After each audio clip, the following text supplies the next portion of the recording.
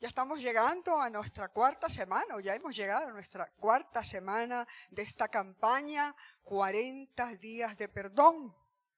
Y yo espero que todos ustedes que están recibiendo sus devocionales diarios, pues estén reflexionando, ¿verdad? Cada día en ese versículo que el Señor nos envía, con la intención de que ese versículo penetre en nuestro corazón. Porque el Señor tiene un gran interés en su pueblo, en sus hijos, en sanar nuestra tierra, en sanar nuestras emociones, en sanar nuestro corazón. Y hay preguntas que inquietan el corazón del hombre y la mujer que quiere poner sus cuentas claras con Dios. Preguntas como: ¿está Dios siempre dispuesto a perdonarme? ¿O perdona Dios incondicionalmente? ¿O es que yo debo hacer algún mérito, algo especial para ganarme su perdón?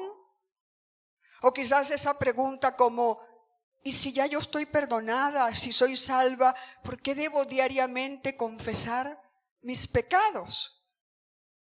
Saben, queridos hermanos y amigos, el mensaje de la cruz es un mensaje del perdón de Dios, porque Dios tiene un corazón perdonador, ¿verdad?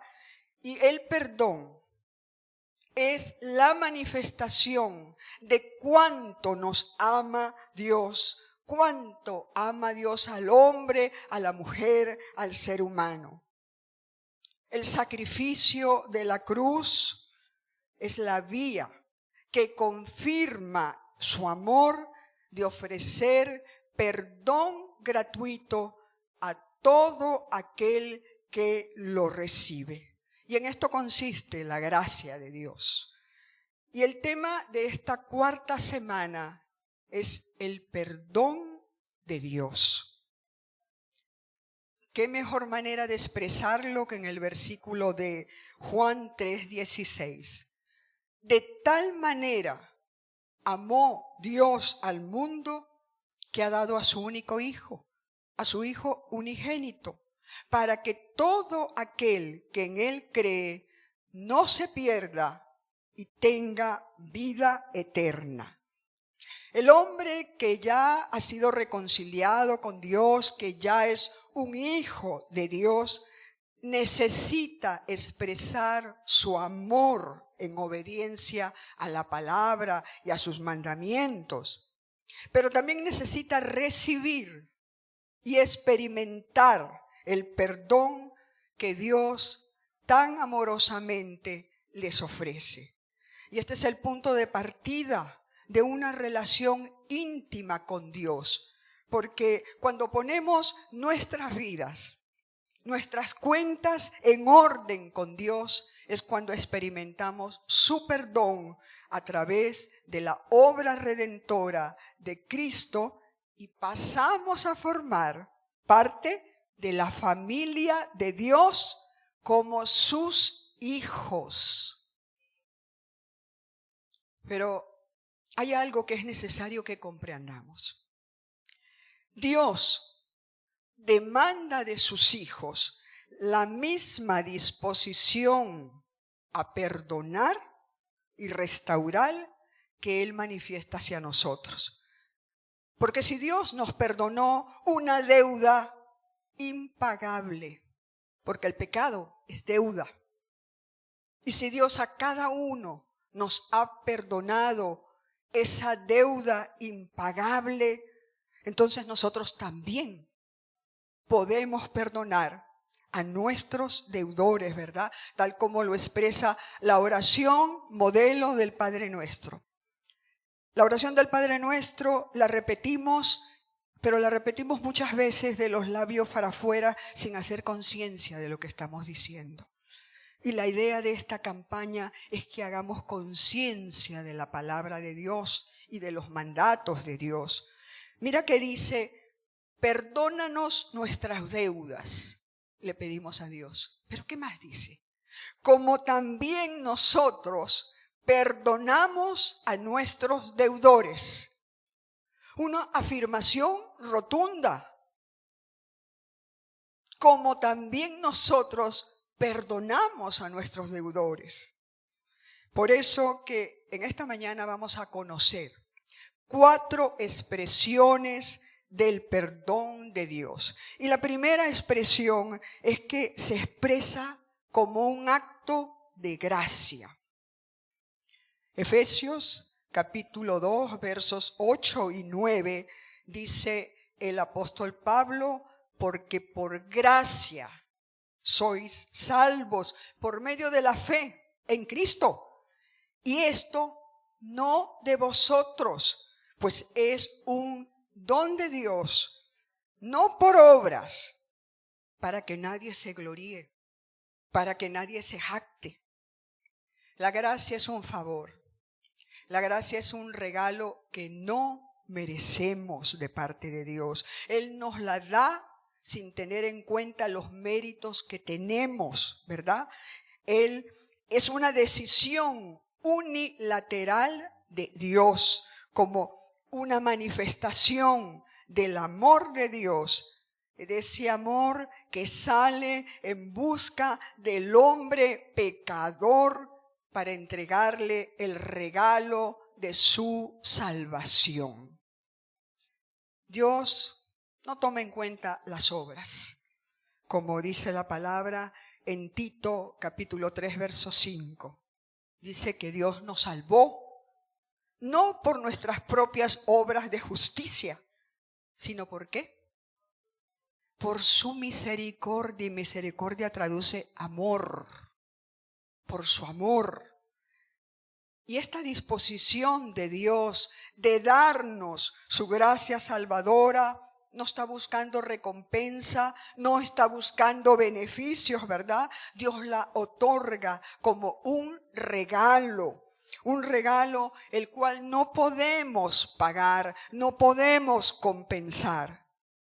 El hombre no se hace deudor de ella, pues Dios ya pagó el precio en Cristo Jesús con su obra redentora en la cruz del Calvario.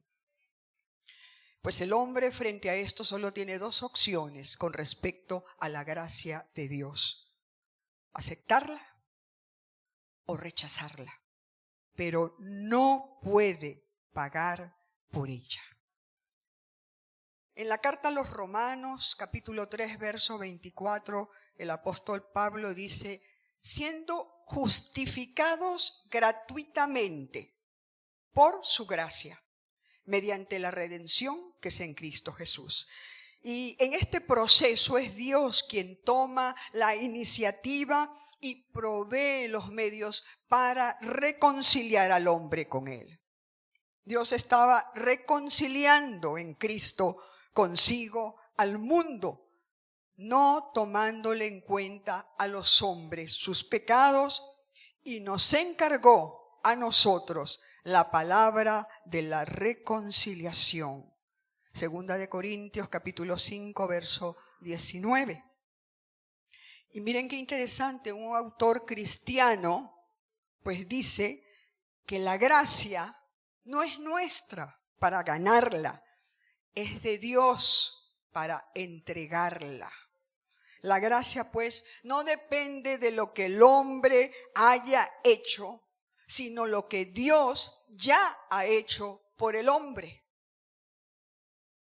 Y en este sentido, la profundidad del perdón de Dios es inmenso, porque no hay categorías de pecados. No hay pecados mayores, pecados menores, unos más grandes que otros. Para Dios el pecado es pecado, ¿verdad?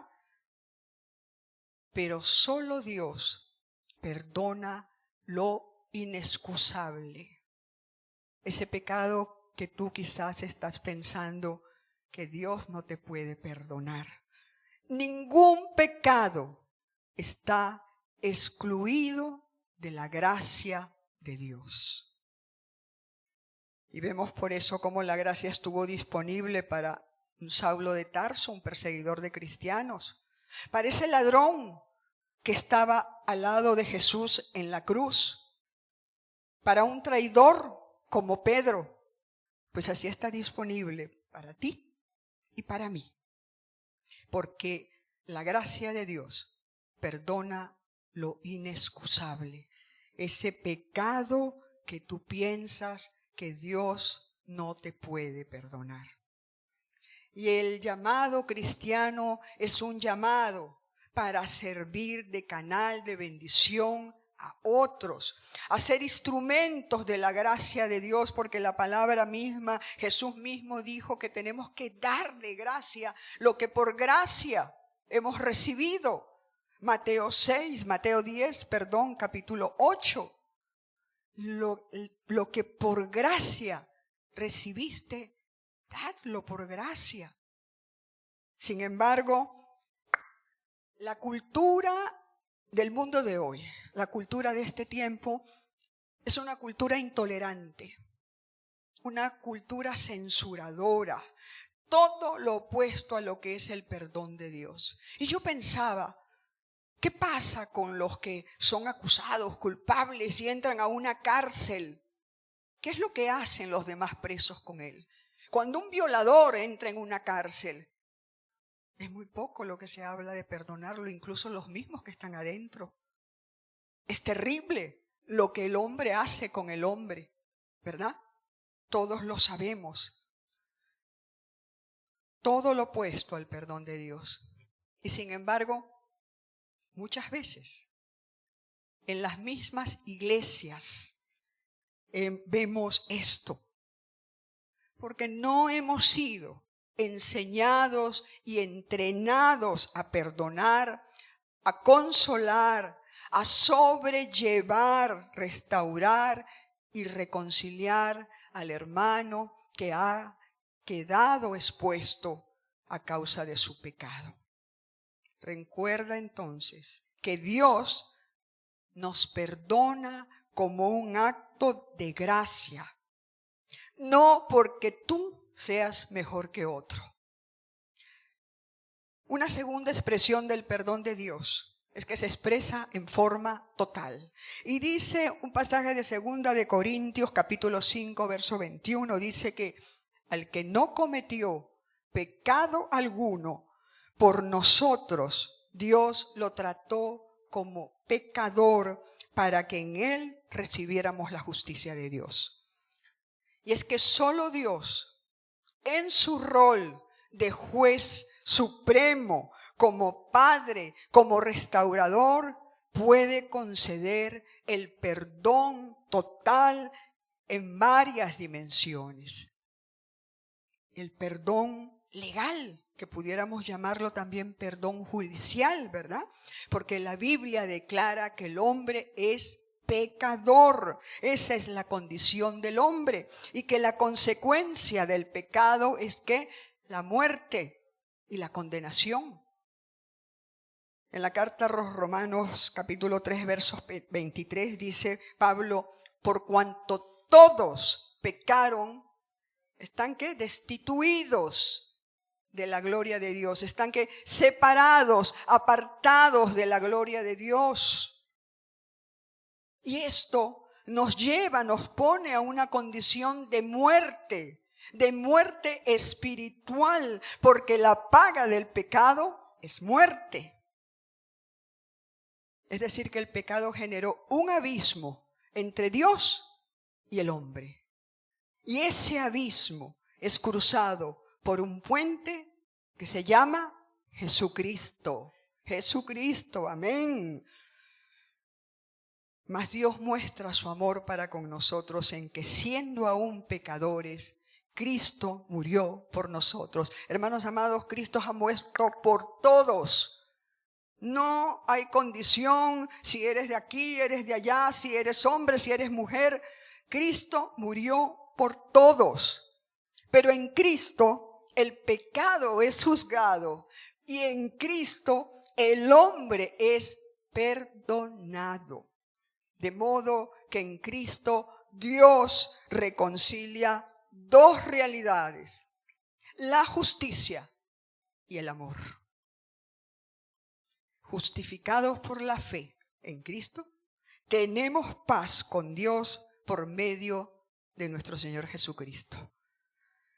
La justificación es un acto legal, es un acto judicial, instantáneo de parte de Dios, mediante el cual Dios declara que nuestros pecados han sido perdonados y que la justicia de Cristo nos pertenece y nos declara justos ante sus ojos.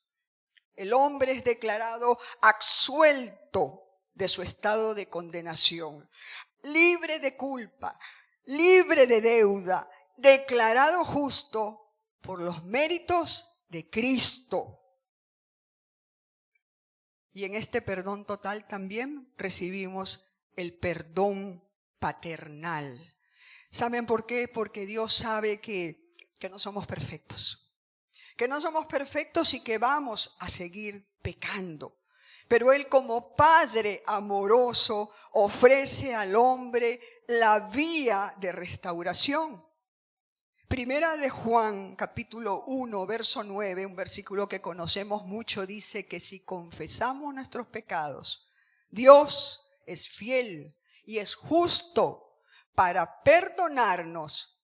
Y no solo perdonarnos, sino en ese proceso de perdón, irnos limpiando de toda nuestra maldad. El perdón paternal restaura nuestra comunión con Dios Padre, restaura el daño que el pecado nos ha hecho, confirma el amor de Dios hacia sus hijos, testifica de la seguridad de ese perdón legal, de que no debemos nada y de que nuestra posición ahora es la de hijos de Dios. ¿Quién dice amén? ¿Aquí hay hijos de Dios? Amén. También tenemos un perdón sanador, porque Dios en Cristo no solo es nuestro Salvador, nuestro Redentor, el que nos limpia de nuestros pecados, también es nuestro sanador y liberador. En el plano horizontal, el perdón libera tanto al ofendido como al ofensor, ¿verdad? Pero también nos habilita a nosotros para perdonarnos a nosotros mismos. Pues sí, Dios nos perdona, pero muchas veces la culpa se queda instalada, habitando en nuestros corazones y no se quiere ir. Y no nos permite recibir y aceptar el perdón de Dios. Y pues, si ni siquiera nos perdonamos a nosotros mismos, ¿cómo vamos a perdonar a otros? Tenemos que empezar entonces por recibir y aceptar el perdón de Dios y esa culpa que a lo mejor se ha quedado viviendo en tu corazón, hay que echarla fuera, hay que sacarla, porque el perdón de Dios es total. Si Él ya te ha perdonado, libérate de esa esclavitud, de la culpa que sigue produciendo en tu vida, en tu corazón, dolor. Solo la experiencia de haber sido perdonados por Dios nos lleva a perdonar a otros. Cuando reproducimos el espíritu perdonador de Dios en nuestras relaciones, estas se sanan, se liberan, se restauran, pues el perdón diluye toda ofensa. Y ese perdón sanador restaura las relaciones fraternales, todo tipo de relaciones. Pero también aquí, las relaciones fraternales con los miembros de la familia de Dios, para romper esos ciclos de dolor y de culpa. Al recibir el perdón de Dios, nos abrimos a su amor. Y esto es lo que trae paz a nuestras vidas. Al experimentar el perdón, nuestra deuda ha sido cancelada. También trae comunión en una relación íntima, real, práctica con Dios, con el Padre, y es en esa condición cuando entonces hay crecimiento y hay sanidad. No existe una acción más sanadora, más terapéutica que experimentar el amor y el perdón de Dios en forma total. Una tercera expresión del perdón de Dios es que nos lleva a conocer el corazón paternal del Padre. Y en Lucas 15 encontramos una de las parábolas más conocidas de la Biblia, la parábola del hijo pródigo, ¿verdad? Yo los invito, vamos a resumir un poquito, pero ustedes en casa pueden refrescar y volver a leer la parábola del hijo pródigo en vista a lo que hemos hablado hoy. Porque en esta parábola se narra un drama familiar que pone de manifiesto el amor incondicional de Dios como Padre Celestial. Pareciera que el protagonista de la parábola es el pródigo, el hijo pródigo, pero el verdadero protagonista es el Padre. Un Padre que ama incondicionalmente, un Padre que está expectante y paciente esperando a su hijo. Imaginemos por un momento un padre anciano, mayor, que todos los días sale al borde del camino a esperar a ese hijo que un día se le fue, dispuesto a perdonar con una actitud compasiva ante ese hijo. El hijo regresa y no hubo juicios, no hubo regaños, solo la expresión de un amor que se desborda. Y voy a leer en Lucas 15 los versículos del 20 al 24. Vemos a ese padre expectante y paciente, dice, y cuando aún estaba lejos, el padre lo vio y fue movido a misericordia y corrió y se echó en el cuello y lo besó.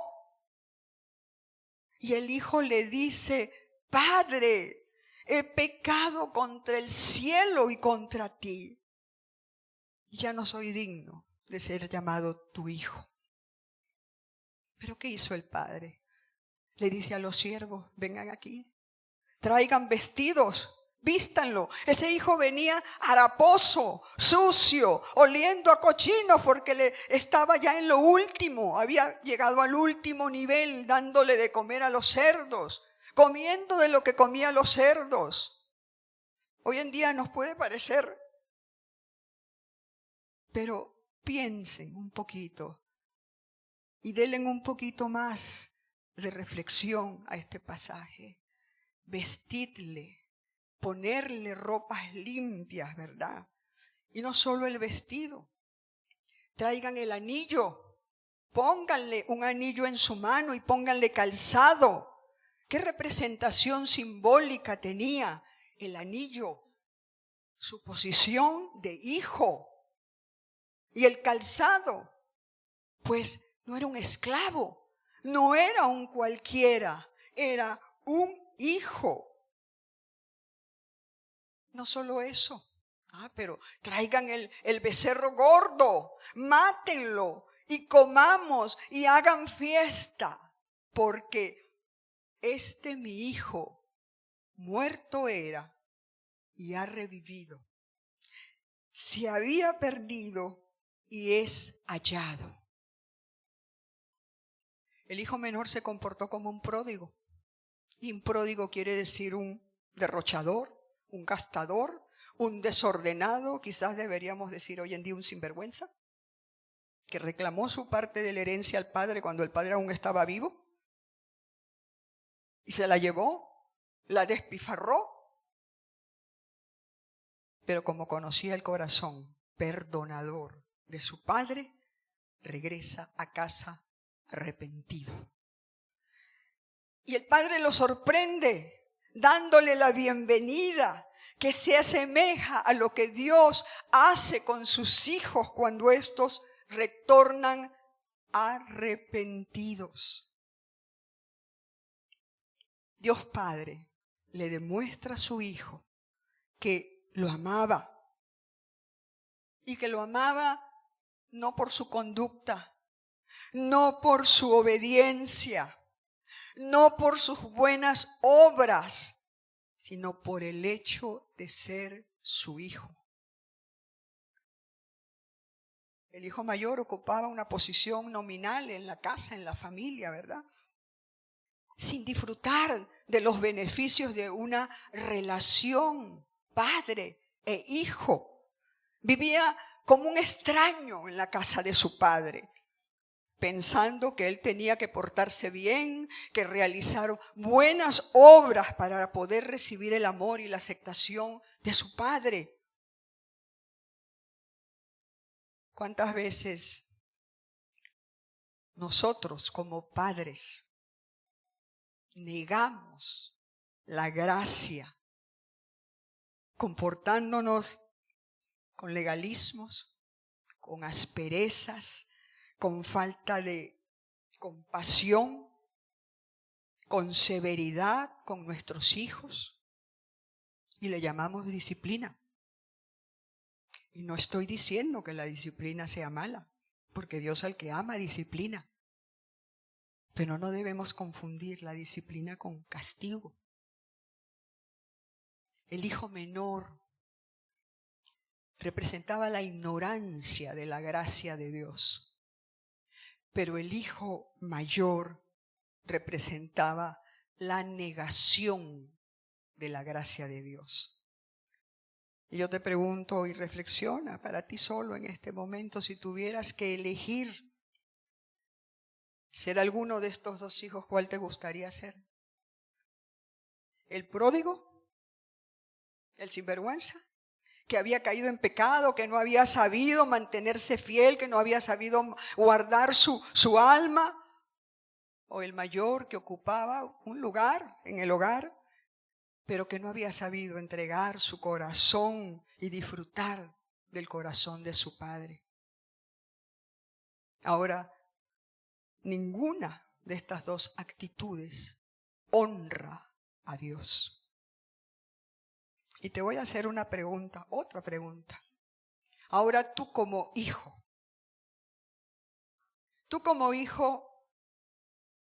¿cuál es la imagen que tienes de Dios? En la Biblia Dios se nos revela como creador, como redentor, como salvador, pero el rol más íntimo que mejor le define es como el buen Padre Celestial. Abba Padre. Esa era la palabra favorita de Jesús para referirse a su Padre Celestial.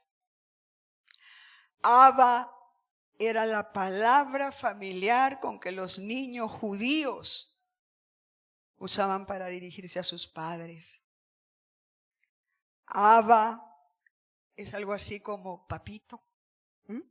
Una palabra que manifiesta intimidad, una relación de intimidad, una relación de confianza.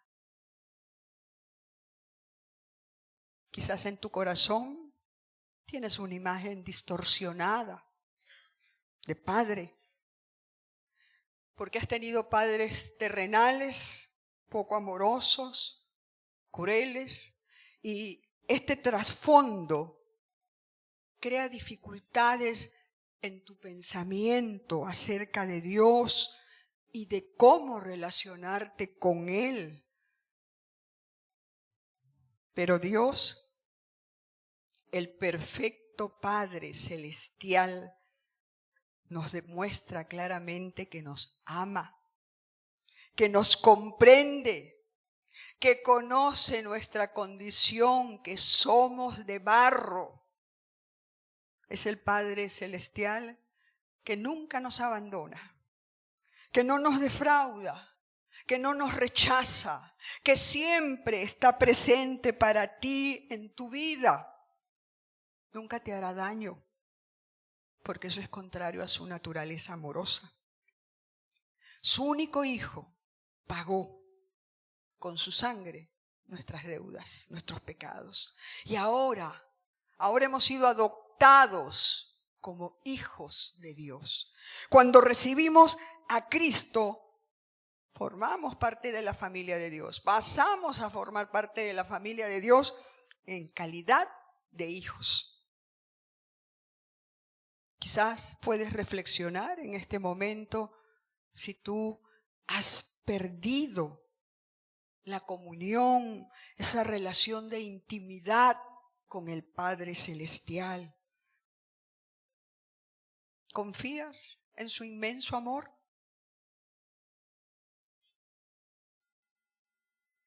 Él quiere perdonarte. Si vienes a Él arrepentido. Juan capítulo 1, verso 12 dice que a todos los que le recibieron, a los que creen en su nombre, les dio el poder, la potestad de ser hechos hijos de Dios. Y es que Dios, a través del sacrificio de su Hijo Jesucristo y por adelantado, tomó la iniciativa de perdonar al hombre. Pero el hombre necesita aceptar la oferta de Dios, necesita confesar su pecado. El perdón es un proceso que empieza, pero hay que seguir estos pasos.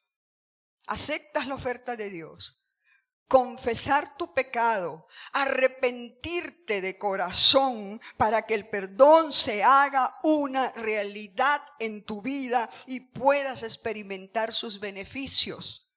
El perdón de Dios trae limpieza, trae libertad a nuestra conciencia y esto es indispensable para tener comunión, para tener una relación de intimidad real, práctica con Dios.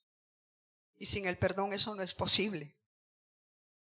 Y quiero decirte que esto aplica en sentido vertical con Dios, pero también en sentido horizontal con los seres humanos, con los hombres. Una cuarta expresión y última del perdón de Dios es que nos capacita para perdonar a otros. Repetimos el versículo de 1 de Juan 1:9. Si confesamos nuestros pecados, Dios es fiel y es justo para perdonar nuestros pecados, para limpiarnos de nuestra maldad. Cuando llegamos al punto de reconocer que somos pecadores y que somos grandes deudores de Dios y de que mucho se nos ha perdonado, esta experiencia sensibiliza nuestro corazón para perdonar a nuestros deudores, ¿verdad? Y esa es la lección que encierra el Padre Nuestro. Perdona nuestras ofensas, así como nosotros perdonamos a quienes nos ofenden.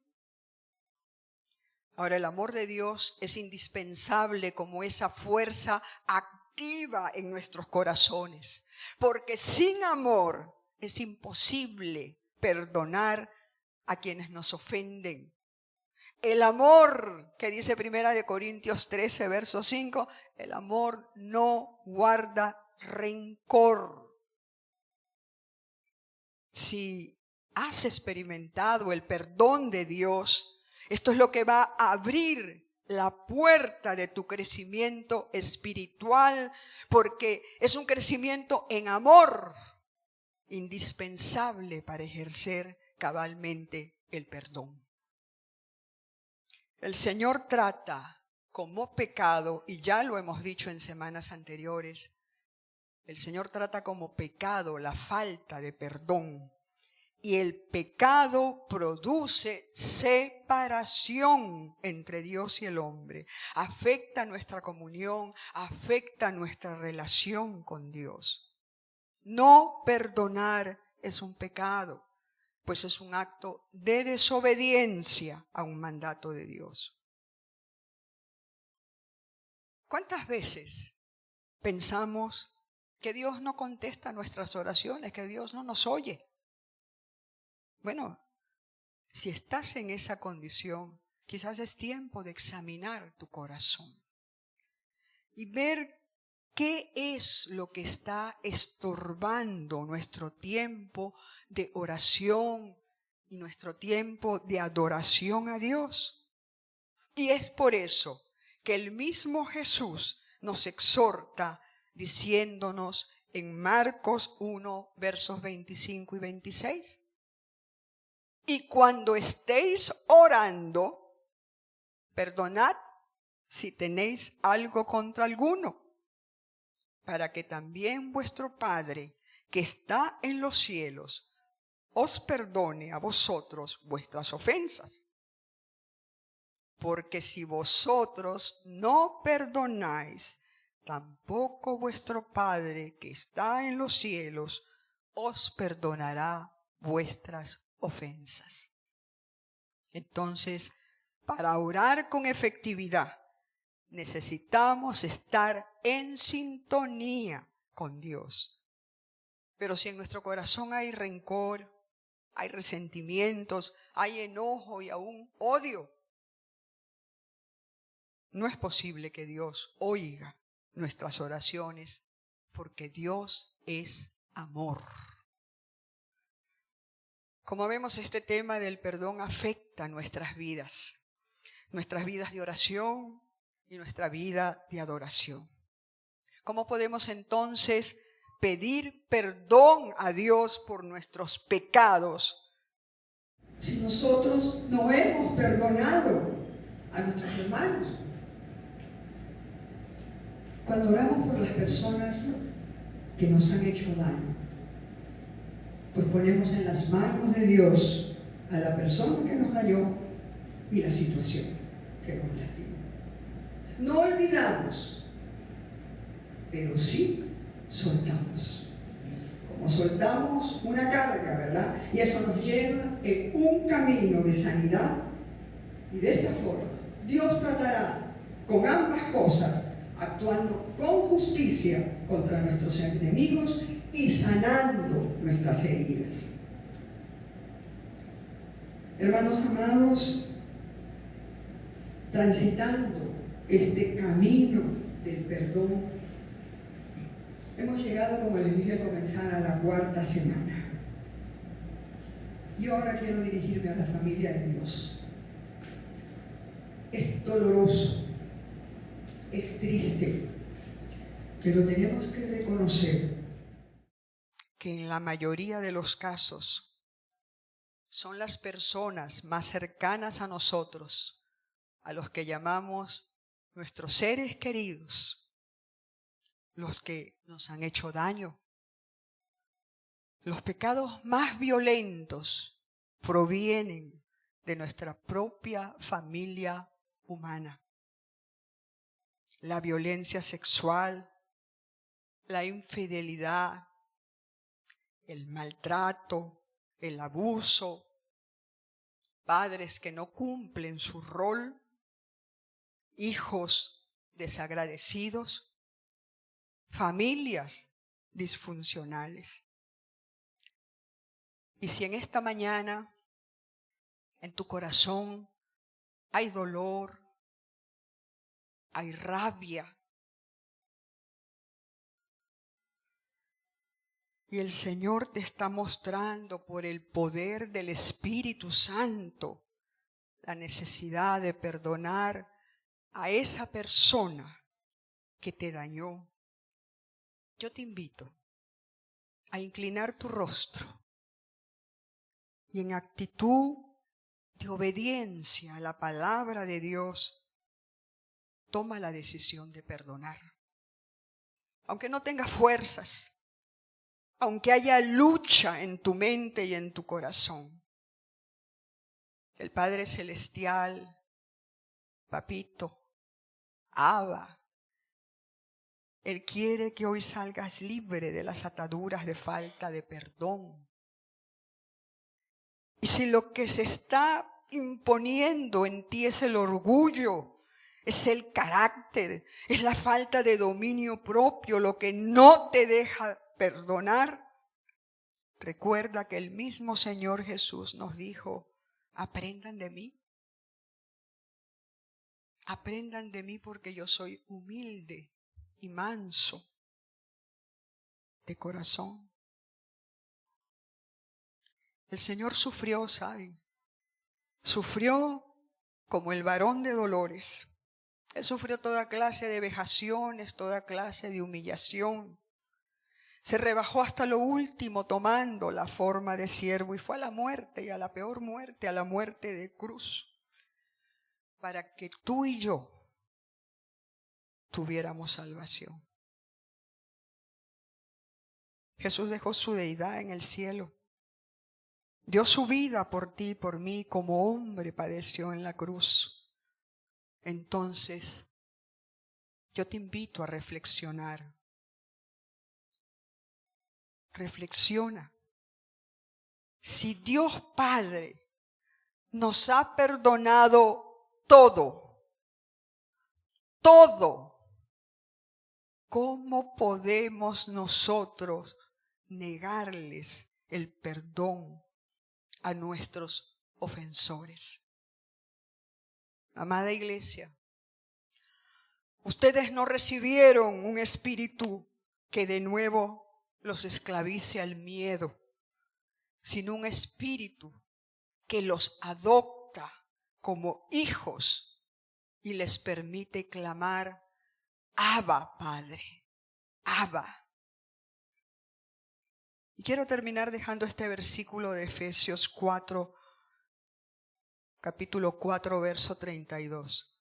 Antes, aquí, a ustedes, iglesia, antes, sed benignos unos con otros, misericordiosos, perdonándonos unos a otros, como Dios también os perdonó a vosotros en Cristo. Recuerden bien que hay mañana si hay perdón. Amén.